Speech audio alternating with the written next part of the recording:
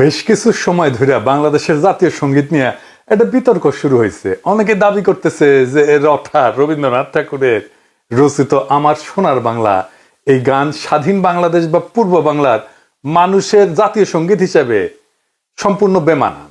এই দাবি শুনে বাঙ্গু প্রগতিশীলদের পিলা চমকায় গেছে। তারা গেল গেল সব গেল সর তুলছে।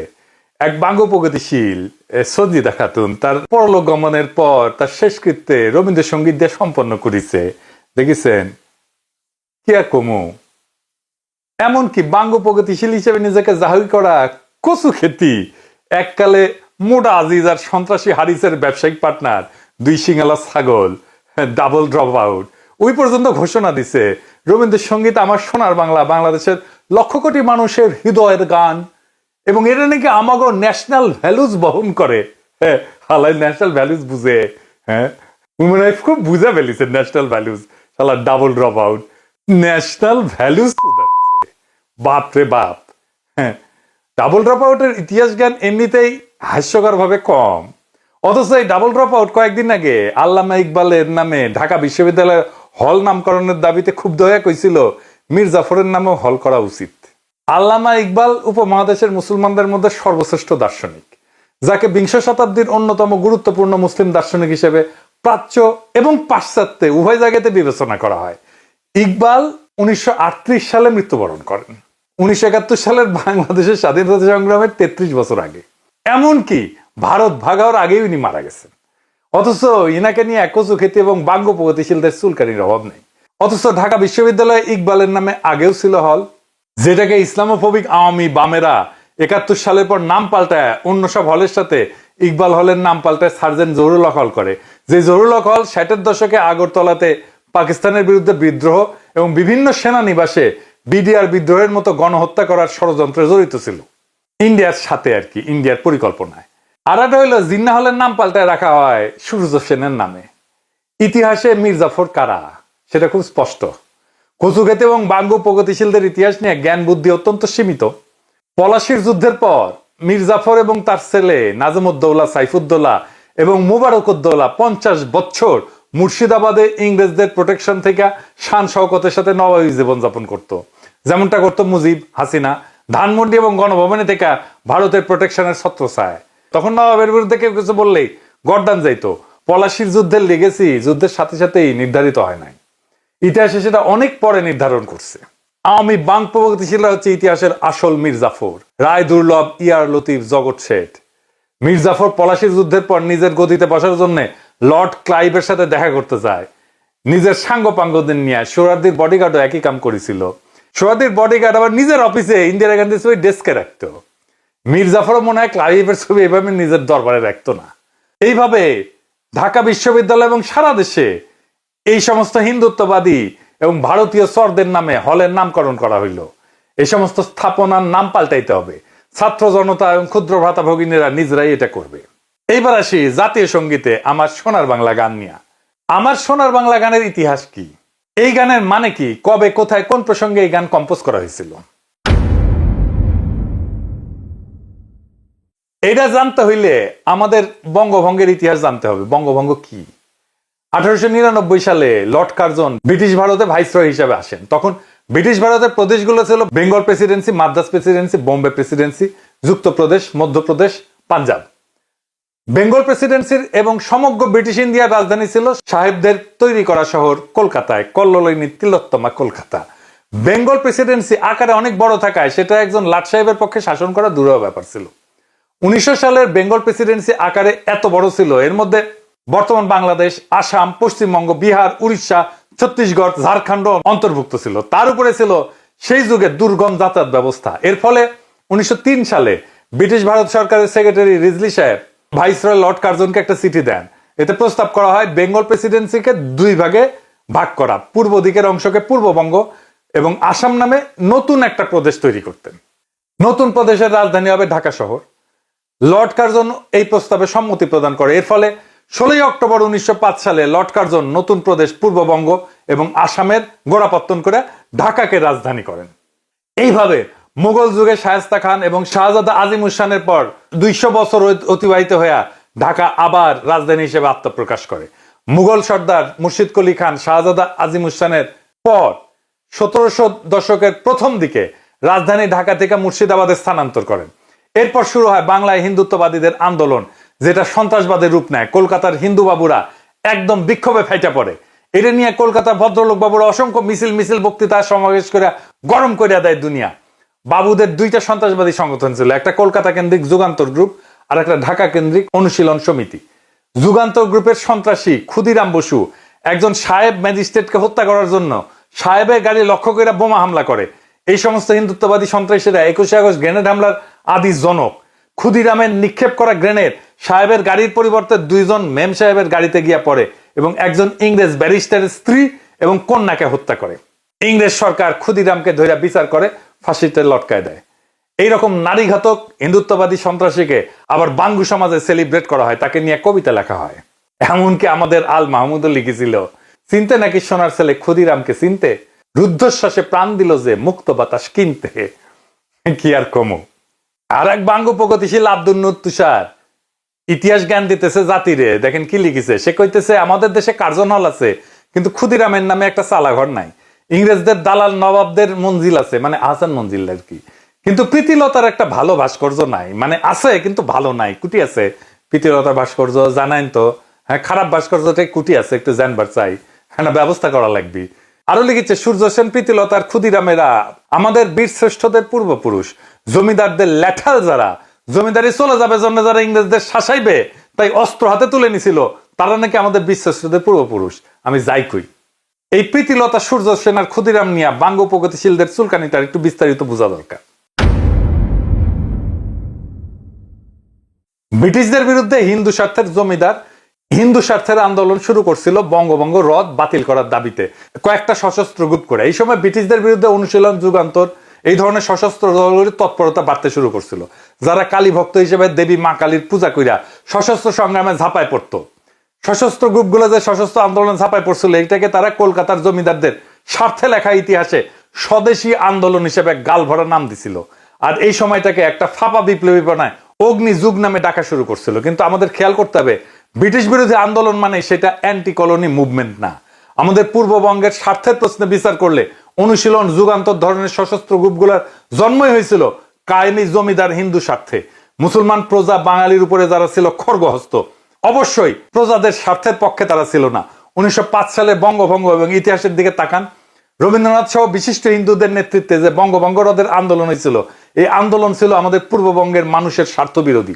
জমিদার বাঙালির সাথে ঘা মারছিল এই বঙ্গভঙ্গ, কারণ নতুন প্রশাসনিক ব্যবস্থার কারণে কলকাতার প্যারালাল ঢাকা একটা নতুন রাজধানী হয়ে উঠতেছিল।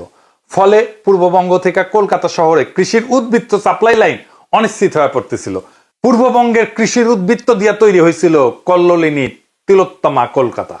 আর এই ঘটনার পটভূমিতে কথিত ফাঁকা আলাপের স্বদেশী আন্দোলনের সূত্রপাত। তাহলে হিসাব করেন যে বঙ্গভঙ্গ ব্রিটিশেরা চালু করছিল পিছিয়ে থাকা পূর্ববঙ্গ আসামের মুসলমানদের স্বার্থের পক্ষে, যেখানে রাজধানী হিসেবে ঢাকা শহর গুরুত্বপূর্ণ হওয়ার সুযোগ তৈরি হইতেছিল। এখানে আপনি কার পক্ষে যাইবেন? যে জমিদার বাবুরাই বঙ্গভঙ্গ বাতিল করলেন তাদের পক্ষে? যে অনুশীলন, যুগান্তর ধরনের সশস্ত্র গ্রুপগুলো ছিল জমিদার শ্রেণীর স্বার্থে, আপনি কি তাদের হিরো বানায় বন্দনা করবেন? আপনার চাষা ভূষা পূর্বপুরুষদের সাথে গাদ্দারি করতেছেন? প্রীতিলতা, ক্ষুদিরাম কিংবা সূর্য সেনারা ছিল সরাসরি জমিদার হিন্দুর স্বার্থের লোক, এবং তাদের আন্দোলন কলকাতার শাসকদের আন্দোলন। স্বদেশী আন্দোলন এবং অগ্নিযুগ ছিল জমিদারদের সশস্ত্রতা। একে হিন্দু মুসলমান নির্বিশেষে সকল প্রজাকে আপন মনে করবে। বিশেষ করে পূর্ববঙ্গের মুসলমান প্রজা যারা আজকের বাংলাদেশের মানুষ, তাদের লড়াকু পূর্বপুরুষ হাজী শরীয়তুল্লাহ বা তিতুমিরেরা। আমাদের উত্তরসূরি হিসেবে আমরা কেন প্রীতিলতা, ক্ষুদিরাম কিংবা সূর্য সেনদের আমাদের হিরো বলে মনে করব, যেখানে এরা সরাসরি জমিদার স্বার্থের লোক? জমিদার তাদের অর্থদাতা ছিল, টাকা দিত, চান্দা দিত জমিদারেরা। এবং এই আন্দোলনটাই স্বদেশী আন্দোলন, অগ্নিযুগ, এটা ছিল জমিদারদের আন্দোলন, তাদের জমিদারি রক্ষার আন্দোলন, তাদের শোষণ রক্ষার আন্দোলন। হাসিনার হইয়া ছাত্রলীগ, যুবলীগ যেমন নাম ছিল বর্ষা বিপ্লবের সময় 24-এর, ঠিক একই কাজ করছিল সূর্য সেন, প্রীতিলতা, ক্ষুদিরামেরা। ওরা ছিল জমিদারের ল্যাঠাল, যেরকম ছাত্রলীগ ছিল আওয়ামী লীগের হাসিনার ল্যাঠাল। যে জমিদার ব্যবস্থায় আপনার পূর্বপুরুষদের বঞ্চিত করে রাখা হইতো, এই সশস্ত্র গ্রুপের লোকজন সেই জমিদারদের ভাড়াটে সন্ত্রাসী। তারা তো আপনার পূর্বপুরুষদের স্বার্থের বিরুদ্ধের লোক। এই জমিদার শ্রেণী তো কখনো আপনার পূর্বপুরুষদের বাঙালি বইলাই স্বীকার করে নাই, মান্যতা দেয় নাই। সেই জমিদার শ্রেণীর ঔরসে আজকাল বাংলা ভাষা শিল্প সংস্কৃতি গড়ে উঠছে। সেটা খুব ভালো কথা, কিন্তু জমিদার হিন্দু তো আপনারা এক্সক্লুড কইরা হিসাবের বাইরে রেখা এই বাংলা ভাষা শিল্প সংস্কৃতির পতন ঘটাইছিল। যে প্রীতিলতার সূর্য সেনের আপনি হিরো বানাইতে চান, তাদের অনুশীলন যুগান্তর ধরনের সশস্ত্র গ্রুপগুলো তো কখনো আপনাকে গোনাতেই ধরে নাই। আপনি তো মুসলমান হলে ঢুকতেও পারতেন না অনুশীলন যুগান্তরে। শুধু তাই না, এরা তো আপনারই স্বার্থ বিরোধী। সাধারণভাবে ঢাকাকে রাজধানী করার বিরোধী একটা আন্দোলন ছিল। চান্স পাইলে এরা প্রীতিলতা, ক্ষুদিরাম কিংবা সূর্য সেনদের নিয়ে আপনার তথাকথিত প্রগতির কাঁচা আবেগ টক বগায় ফুটতে থাকে। সূর্য সেন, ক্ষুদিরাম, প্রীতিলতার নামে কোনো স্মারক বাংলাদেশে থাকবে না। এই বঙ্গভঙ্গ বিরোধী আন্দোলন নিয়ে রমাপ্রসাদ ভাস্কর একটা প্রবন্ধ লিখছিলেন। প্রবন্ধটার নাম বঙ্গভঙ্গ এবং রামেন্দ্র সুন্দর ত্রিবেদী। এই প্রবন্ধে সেই আন্দোলনে রবীন্দ্রনাথ ঠাকুর ওরফে রঠার ভূমিকার বিস্তারিত বর্ণনা আছে। পূর্ব বাংলার চাষা মুসলমানদের জন্য যে এক আলাদা রাজ্য হচ্ছে, এটা কলকাতার বাবুরা মেনে নিতে পারে না। এই জন্যই তাদের এত হাউকাউ আন্দোলন, সন্ত্রাসী কর্মকাণ্ড। ওই আন্দোলনের সময় 25শে আগস্ট 1905 সালে কলকাতার টাউন হলে একটা সভা অনুষ্ঠিত হয়। সেটা ছিল বঙ্গভঙ্গের বিরুদ্ধে একটা প্রবন্ধ পাঠের আসর। বাবুরা নাম দিছিল অবস্থা এবং ব্যবস্থা। ওই আসরে রবীন্দ্রনাথ তার সদ্য রচিত আমার সোনার বাংলা গানটা প্রথম পরিবেশন করে। বাবুরা রঠাকে বঙ্গভঙ্গ আন্দোলনের চারণ কবি হিসেবে নিযুক্ত করে। রঠা উত্তেজিত মাসখানেকের মধ্যে 20 থেকে 25টা উত্তেজনাকর গান রচনা করে ফেলে। এরপর 27শে সেপ্টেম্বর রঠার সভাপতিত্বে 18/4 অক্রুর দত্ত লেনে একটা সভা অনুষ্ঠিত হয়। সেখানে রঠা সর্বপ্রথম রাখি বন্ধন প্রথা চালু করার প্রস্তাব দেন এবং এই উপলক্ষে রাখি সঙ্গীত বাংলার মাটি বাংলার জল এই গানটা রচনা করেন। বাংলার মাটি বাংলার জল, বাংলার বায়ু বাংলার ফল, পূর্ণ হোক পূর্ণ হোক পূর্ণ হোক হে ভগবান। 50,000 কণ্ঠে উচ্চারিত বন্দে মাতরম ধ্বনির মধ্যে সুরেন্দ্রনাথ বন্দ্যোপাধ্যায় সভাপতির অভিভাষণ পাঠ করেন। বাংলায় সেটা রবীন্দ্রনাথ পাঠ করেন। রবীন্দ্রনাথ তাদের মধ্যে ছিলেন এবং তার নতুন গান ওদের বাঁধন যতই শক্ত হবে ততই বাঁধন টুটবে গাইতে থাকেন। এরপর রবীন্দ্রনাথ তার আর একটা গান ধরেন, তা হইল বিধির বাঁধন কাটবে তুমি এমন শক্তিমান। এরপর 1905 সালের আশ্বিন মাসে, মানে সেপ্টেম্বর অক্টোবর সংখ্যায়, রবীন্দ্রনাথ কার্তিক সম্পাদিত বঙ্গদর্শন পত্রিকায় রঠা প্রথম আমার সোনার বাংলা গানটা পাবলিশ করেন, প্রকাশ করেন। এই বঙ্গদর্শন পত্রিকার একটা বিশাল ইতিহাস আছে। কি সেই ইতিহাস? এই পত্রিকা 1872 সালে প্রথম সম্পাদনা করে বের করে বাংলা সাহিত্যের সবচেয়ে কুখ্যাত ইসলামোফোব আর হিন্দুত্ববাদীদের গডফাদার বঙ্কিমচন্দ্র চট্টোপাধ্যায়। বঙ্কিম তার উপন্যাসগুলো এই পত্রিকায় সিরিয়াল আকারে পাবলিশ করত। এইখানে 1882 সালে ধারাবাহিকভাবে প্রকাশিত হয় বঙ্কিমের উপন্যাস আনন্দমঠ। এই আনন্দমঠে বঙ্কিম হিন্দুত্ববাদীদের জাতীয় সঙ্গীত বন্দে মাতরম প্রথম কম্পোজ করে প্রকাশ করেন। পুরা উপন্যাসের বিষয়বস্তু হচ্ছে মুসলিমদের খেদানো। পুরা পত্রিকাটা ছিল ইসলামোফোবিয়ার একটা পাত্র। এইখানে 1884 সালে বঙ্কিম আরেকটা প্রবন্ধ প্রকাশ করে বাংলার কলঙ্ক নামে। মুসলমানদের গালিগালাজ করাই ছিল সেই প্রবন্ধের মূল থিম। এরকম বহু লেখা প্রকাশিত হয় এই পত্রিকাতে। পুরা কলকাতার ভদ্রলোক সমাজে এই পত্রিকা গোগ্রাসে গিলত। তাদের ওয়ার্ল্ড ভিউ প্রচার করছে এইটা। রঠা ছোটবেলাতে গোগ্রাসে সমস্ত গল্প গিলত। রঠার নিজের মুখেই শোনেন তার আত্মজীবনীতে কি লিখেছে। অবশেষে বঙ্কিমের বঙ্গদর্শন আসিয়া বাঙালির হৃদয় একেবারে লুট করিয়া লইল। একে তো তাহার জন্য মাসান্তের প্রতীক্ষা করিয়া থাকিতাম, তাহার পরে বড় দলে পড়ার শেষের অপেক্ষা করা আরো বেশি দুঃসহ হইত। এইরকম একটা কুখ্যাত ইসলামোফোব বাংলার মুসলমানকে গালিগালাজ করা পত্রিকাকেই রঠা বাইছে নিলেন আমার সোনার বাংলা গান পাবলিশ করার জন্য, প্রকাশ করার জন্য। আর রঠা এই বঙ্গদর্শন পইরা বড় হইছে। তাহলে ওর ভিতরে কি আছে সেটা বুঝে দেখেন। এই হচ্ছে কচুক্ষেতির স্বল্প জ্ঞানের ন্যাশনাল ভ্যালুজ, এইটার ইতিহাস। এই গানকে যে এখনো জয় বাংলা করা হয় নাই, সেটা তো বাঙ্গু প্রগতিশীলদের 7 জন্মের ভাগ্য। কিন্তু এই ভাগ্য বেশি দিন টিকবে না। হাসিনা যেমনে জয় বাংলা হয়েছে, আওয়ামী লীগ যেমনে জয় বাংলা হয়েছে, 32 নম্বর যেমনে জয় বাংলা হয়েছে, এই গানও জয় বাংলা হবে। এরপর বঙ্গভঙ্গ রদ করার এরকম অপচেষ্টাকে প্রতিহত করার জন্য 1906 সালের ডিসেম্বর মাসে ঢাকায় নওয়াব সলিমুল্লাহ তার বাড়ি আহসান মঞ্জিলে সমগ্র ভারতবর্ষের মুসলমান নেতাদের আমন্ত্রণ জানান। উপলক্ষ ছিল অল ইন্ডিয়া মোহামেডান এডুকেশনাল কনফারেন্সের মিটিং। স্যার সৈয়দ আহমেদ খান এই এডুকেশনাল সংস্থা প্রতিষ্ঠা করছিলেন। সেই মিটিং এ আহসান মঞ্জিলে সারা ভারতবর্ষ থেকে 3000 মুসলমান ডেলিগেট যোগদান করেন। মিটিং এ সভাপতিত্ব করেন উত্তরপ্রদেশের মিরাটের নবাব ভিকারুল মুলক। আজকের শাহবাগ তখন নওয়াব সলিমুল্লাহর বাগান ছিল। এইখানে নওয়াবের একটা বাগান গাড়ি ছিল এই শাহবাগে। সেই শাহবাগের বাগান বাড়িতে অনুষ্ঠিত হয় ঐতিহাসিক মিটিং। শাহবাগ থেকে এই ঘটনার শুভ সূচনা। যেখানে নওয়াব সলিমুল্লাহ ভারতবর্ষে মুসলমানদেরকে নিজেদের স্বার্থ রক্ষার জন্য একটা রাজনৈতিক দল গঠন করার প্রপোজাল দেন, যেটা সর্বসম্মতিক্রমে গৃহীত হয়। এইভাবেই জন্ম হয় মুসলিম লীগের। স্যার সৈয়দ আহমেদ খানের ঘনিষ্ঠ বন্ধু নওয়াব মোহসিন মুলককে করা হয় মুসলিম লীগের সেক্রেটারি এবং সংবিধানের মূল লেখক। লীগের প্রথম অনারারি প্রেসিডেন্ট করা হয় ইমাম আগা খানকে। কলকাতার বাবুদের আন্দোলন আর তাদের সন্ত্রাসীদের সন্ত্রাসে অবশেষে ইংরেজ সরকার হার মানে। 1911 সালের ডিসেম্বর মাসে রাজা পঞ্চম জর্জ ভারতের দরবারে আসেন। তখন ইংরেজ সরকার সিদ্ধান্ত নেয় তারা এই বঙ্গভঙ্গকে রদ করবেন। রাজা দরবারে এই প্রক্লেমেশন জারি করেন। রঠাই আনন্দে রচনা করে ফেলেন, জনগণ মন অধিনায়ক জয় হয়ে ভারত ভাগ্য বিধাতা। শুনেন, এই জনগণ মন আজ ভারতের জাতীয় সঙ্গীত। জনগণ মন অধিনায়ক জয় হে ভারত ভাগ্য বিধাতা। পাঞ্জাব সিন্ধু গুজরাট ও মারাঠা দ্রাবিড় উৎকল বন্দ। বিন্ধ্য হিমাচল যমুনা গঙ্গা উচ্ছল জলদি তরঙ্গ। তব শুভ নাম জাগে, তব শুভ আশিস মাগে, গাহে তব জয় গাথা। এই গান গাওয়া হয়েছিল ঢাকা বিশ্ববিদ্যালয়ে।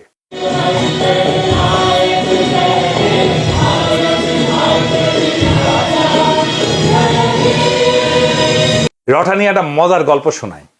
রটা কিন্তু মেয়েলি ভয়েসে কথা কইতেন। এটা নিয়ে প্রখ্যাত সাহিত্যিক সাংবাদিক আবুল কালাম শামসুদ্দিনের একটা ঘটনা আছে উনার আত্মজীবনীতে, অতীত দিনের স্মৃতি বইতে।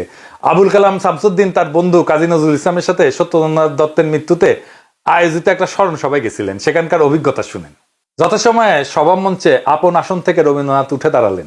হঠাৎ নারী কণ্ঠ শুনে চমকিত হলাম। কোথা থেকে নারী কণ্ঠের কবিতা আবৃত্তি ভেসে আসছে বুঝতে না পেরে চারিদিকে চাইতে লাগলাম। মনে হলো সভা মঞ্চ থেকে স্বর ভেসে আসছে। নজরুলকে জিজ্ঞাসা করলাম, কবিতা আবৃত্তি করছেন কে? নজরুল হেসে বললেন, রবীন্দ্রনাথের মুখের দিকে চেয়ে দেখুন তো। চেয়ে দেখলাম, তাই তো, মুখ নড়ছে, কিন্তু এ নারী কণ্ঠ কেন? নজরুল বললেন, তার কণ্ঠস্বরই এরূপ। আমি বিস্মিত হলাম। এমন নারী কণ্ঠের স্বর যে কোনো পুরুষের থাকতে পারে এ ধারণা আমার ছিল না। রঠার অখণ্ড সোনার বাংলা ছিল অখণ্ড ভারত মাতার একটা অংশ। এই গান কিভাবে, কোন যুক্তিতে স্বাধীন বাংলাদেশের জাতীয় সঙ্গীত হয়? যারা এই গানকে বাংলাদেশের জাতীয় সঙ্গীত হিসেবে গৃহীত করাইছে তাদের মধ্যে মুখ্য চরিত্র হচ্ছে কুখ্যাত ভারতের দালাল রয় রেজেন্ট চিত্তরঞ্জন সুতারের সহচর সিরাজুল আলম খান, যাদের উদ্দেশ্যই ছিল পূর্ব বাংলাকে ভারতের সাথে যোগ করানো। ঠিক এই উদ্দেশ্যেই তারা এই গানকে বাংলাদেশের জাতীয় সঙ্গীত বানাইছে। সিরাজুল আলমের সহচর জাসদের মহিউদ্দিন তার বইতে কি লিখেছে দেখেন। সিরাজুল আলম খান তখন কলকাতার ভবানীপুরে রাজেন্দ্র প্রাসাদ রোডের চিত্তরঞ্জন সুতারের বাড়িতে ঘুমায়। হ্যাঁ, ওর বাড়িতেই থাকতো। চিত্তরঞ্জন সুতারের কার্যকলাপ আমি আগের এপিসোডে আলোচনা করছি। সুতার বাংলাদেশেও রয়ের ফান্ডিং নিয়ে সশস্ত্র বঙ্গভূমি আন্দোলন করছিল। এই সুতার 71 সালে ইন্দিরা গান্ধীকে বারবার বলছিল ভারত মাতা যেন বাংলাদেশকে সম্পূর্ণভাবে নিজের সাথে যুক্ত করিয়া পশ্চিম বাংলার সাথে যোগ করিয়া রবীন্দ্রনাথের অখণ্ড সোনার বাংলা প্রতিষ্ঠা করে। জাতীয় সঙ্গীতের সিদ্ধান্ত সিরাজুল আলম খান কিভাবে নেয় সেটা এখন শুনেন। 2 মার্চ বিকালে সিরাজুল আলম খান ইকবাল হলের ক্যান্টিনে ছাত্রলীগের একদল নেতা কর্মীকে নিয়ে বসলেন। কিছু কিছু বিষয়ে দ্রুত সিদ্ধান্ত নেওয়ার দরকার ছিল। তিনি কিছু একটা বলছেন আর কেউ একজন নোট নিচ্ছেন। তিনি বললেন, জাতীয় পতাকা কেমন হবে? কয়েকজন বলল, আজ বটতলায় যেটা তোলা হয়েছে সেটাই হোক। জাতীয় সঙ্গীতের প্রসঙ্গ উঠতেই দ্বিজেন্দ্রলাল রায়ের ধনধান্যে পুষ্প ভরা গানটির প্রস্তাব এলো। কিন্তু এর দুটো সমস্যা ছিল। প্রথমত, গানটার কোথাও বাংলা বা বাংলাদেশ শব্দটি নেই। দ্বিতীয়ত, গানটার কোনো রেকর্ড পাওয়া যায় না। শেষমেশ প্রস্তাব করা হলো রবীন্দ্রনাথের আমার সোনার বাংলা, আমি তোমায় ভালোবাসি গানটিকে জাতীয় সঙ্গীত করা হোক। সিরাজুল আলম খান মাথা নাড়লেন। একজন সঙ্গে সঙ্গে নোট নিল। এরপর এলো জাতির পিতা প্রসঙ্গ। রঠা কখনোই বাঙালি জাতীয়তাবাদী ছিল না। কলকাতার কোনো হিন্দুই বাঙালি জাতীয়তাবাদী হয় না। পশ্চিম বাংলার সকল হিন্দু বুদ্ধিজীবী এলিট সবাই সর্বভারতীয় প্যান ইন্ডিয়ান অখণ্ড হিন্দু ভারতে বিশ্বাস করত এবং করে এবং করবে। এরা সর্বদা আগাগোড়া অখণ্ড ভারত মাতার পূজারী। আগামী এপিসোডে আমি এটা নিয়ে বিস্তারিত আলোচনা করব। কাজেই মুসলমানদের স্বার্থবিরোধী সন্ত্রাসী বঙ্গভঙ্গ রদ আন্দোলনের চারণ কবি রবীন্দ্রনাথের রচনা করা আমার সোনার বাংলা গান কিভাবে বাংলাদেশের জাতীয় সঙ্গীত হয়, এই প্রশ্নটা আমাদের তুলতেই হবে। এই গান তো কারোই গাওয়া উচিত না। অতি দ্রুত গণভোট আয়োজন করে এই জাতীয় সঙ্গীতের ব্যাপারে সিদ্ধান্ত নিতে হবে। সিরাজুল আলম খানের চাপায় দেওয়া গানকে কখনোই আমাদের জাতীয় সঙ্গীত হিসেবে মেনে নেওয়া যাবে না, হবে না। রঠা বাঙ্গ প্রগতিশীলদের কাছে সবসময় একটা পলিটিক্যাল প্রজেক্ট ছিল। বাঙালি জাতীয়তাবাদের নামে পূর্ব বাংলার মুসলমানদেরকে যে কিরকম ভণ্ডামি গিলাইছে আওয়ামী বামেরা, সেটা আগামীতে ফাঁস করা হবে। সামনের এপিসোডে সেটা নিয়ে আলাপও করা হবে। আমি 100% শিওর, যদি ধরেন নকশাল বা অন্য কেউ পশ্চিম বাংলার রাজ্যকে ভারত থেকে বিচ্ছিন্ন করার দাবি তুলতো। রবীন্দ্রনাথ বেঁচে থাকলে উনি নুরুল আমিন, ফজলুল কাদের চৌধুরী অথবা গোলাম আজম যেরকম অখণ্ড পাকিস্তান রক্ষার চেষ্টা করছিলেন, রঠা তার চেয়ে 10 গুণ বেশি এফোর্ট দিয়া অখণ্ড ভারতকে রক্ষা করতেন। খালি রবি না, পশ্চিম বাংলার অধিকাংশ বাঙালি ভদ্রলোক এই কাজটা করতেন। নকশালদেরকে তো ইন্ডিয়া অত্যন্ত কঠোরভাবে সামরিক শক্তি দিয়ে দমন করছে। সেটা নিয়ে পশ্চিম বাংলার বাবুরা জেনোসাইড, গণহত্যা বলে লাফায় না। এটাও অঙ্ক হিসাব প্রমাণ করে দেওয়া যাবে যে পশ্চিমবঙ্গে ভারতীয় আর্মির নকশাল দমন পাকিস্তান আর্মির অপারেশন সার্চলাইট থেকেও নির্মম ছিল। এমনকি শিখদের স্বর্ণ মন্দিরে ভারতীয় আর্মি হামলা অপারেশন ব্লু স্টার আর অপারেশন সার্চলাইট থেকেও ভয়ঙ্কর ছিল। ইন্দিরা গান্ধীর মৃত্যুর পরে যেভাবে শিখ জেনোসাইড হয়েছে, এরকম জেনোসাইড 1971-এও হয় নাই বাংলাদেশে। এইসব একদিন আলাপ করা যাবে। বাঙ্গু প্রগতিশীলদের চিরতরে জয় বাংলা করে দেওয়া হবে। রঠার আমার সোনার বাংলা কখনোই পূর্ব বাংলার চাষাভুষাদের হৃদয়ের গান ছিল না। এটা ছিল হিন্দু জমিদারদের, কলকাতার বাবুদের শোক গাথা, যারা ঢাকাকে রাজধানী হইতে দেয়নি, যারা পূর্ব বাংলার মুসলমানকে বাঙালি মানেনি, আর রবীন্দ্রনাথকে বানাইছিল সেই আন্দোলনের চারণ কবি। এখন সেই গান আমাদের মাথায় চাপায় দেওয়া বলা হয় এটাই আমাদের জাতীয় সত্তা, এটাই আমাদের ন্যাশনাল ভ্যালুজ। কিন্তু ইতিহাস বদলায়, বাতিলের খাতা থেকে উঠে আসে নতুন সত্য। পূর্ব বাংলার চাষাভুষা মেহনতি মুসলমান যারা একদিনে গান গাইতে বাধ্য ছিল, আজ ইতিহাস আপনাকে প্রশ্ন করতেছে আপনি কার শোক গাথা গাইতেছেন আপনার জাতীয় সঙ্গীত হিসেবে। তারেক রহমান আর বিএনপিকেও বলতে হবে কেন তারা রঠার গান জাতীয় সঙ্গীত হিসেবে পাইয়া গর্বিত। গর্বটা কোথায়? বাংলাদেশের সাধারণ চাষাভুষা মুসলমানের স্বার্থভঙ্গ কি তাদের গর্ব? জাতীয় সঙ্গীত হইতে হবে সেই গান যা জন্ম নেয় মুক্তির জন্য, প্রজার হৃদয়ে শোষণের বিরুদ্ধে দাঁড়ায়। আমার সোনার বাংলা না, আমাদের চাই আমাদের নিজস্ব, আমাদের আত্মপরিচয় বহনকারী, আমাদের স্বপ্নের প্রতিধ্বনি করা গান। এই লড়াই শুধু গান বদলের না, এটা ইতিহাস পুনরুদ্ধারের লড়াই, বঙ্গভঙ্গ রদ আন্দোলনের চক্রান্ত উন্মোচনের লড়াই, বাঙ্গু প্রগতিশীলদের চাপানো ন্যাশনাল ভ্যালুজের মুখোশ ছিঁড়ে ফেলার সংগ্রাম। এখনই সময় আসছে রঠার লেখা ইতিহাসের বদলে নিজের কলমে নিজের ইতিহাস লেখার, নিজের কলমে নিজের জাতীয় সঙ্গীত লেখার, নিজের কলমে নিজের গৌরবের ইতিহাস লেখার, বাংলাদেশের ভূখণ্ডের এই জনগণের সত্যিকারের জাগরণের ইতিহাস লেখার। এইবার সময় আসছে আমার সোনার বাংলাকে বিদায় জানানোর। নতুন স্বাধীনতার পরে আসবে নতুন জাতীয় সঙ্গীত। জয় হোক চাষাভুষার, জয় হোক ইতিহাসের, জয় হোক জনগণের মুক্তির, আমাদের আবহমান লড়াইয়ের। ইনকিলাব জিন্দাবাদ।